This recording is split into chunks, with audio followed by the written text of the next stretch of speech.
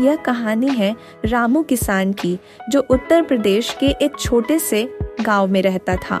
रामू का जीवन खेती पर ही निर्भर था और वह अपनी जमीन पर कड़ी मेहनत करके फसल उगाता था। वह अपने परिवार का पालन पोषण इसी खेती से करता था।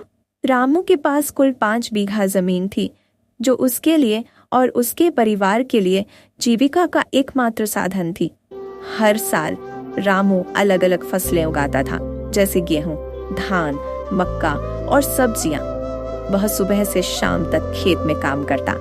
बारिश, धूप, ठंड, किसी भी हुआ मौसम में वह जानता था कि उसकी कड़ी मेहनत से ही उसकी फसलें बढ़ेंगी और अच्छा उत्पादन मिलेगा। लेकिन हाल के सालों में उसे कई मुश्किलों का सामना करना पड़ रहा था। मौसम का बदलता मिजाज और अनियमित बारिश उसके सबसे बड़ी चुनौती बन गई थी। एक साल मानसून ने धोखा दिया और समय पर बारिश नहीं हुई। रामू ने धान की फसल बोई थी, लेकिन पानी की कमी के कारण उसकी फसल बर्बाद होने लगी। रामू के पास इतने पैसे भी नहीं थे कि वह अपने खेतों में सिंचाई कर सके। गांव में बिजली की समस्या और सिंचाई के साधनों की कमी ने उसकी परेशानी और बढ़ा दी। उसने कई बार गांव के सरपंच और स्थानीय नेताओं से मदद मांगी, लेकिन कोई ठोस समाधान नहीं मिला। इस संकट से निकलने के लिए रामू ने बैंक से कर्ज लेने का फैसला किया। उसे उम्मीद थी कि कर्ज से वह अपने खेतों के लिए बेहतर साधन जुटा पाएगा और अगली फसल अच्छी होगी।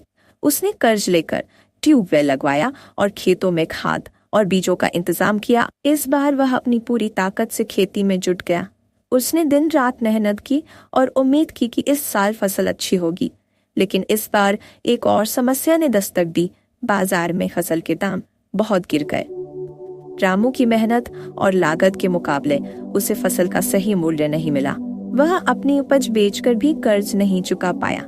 उसके पास अब न तो पैसे बचे थे और न ही उम्मीद। इस स्थिति में रामू का आत्मविश्वास टूटने लगा।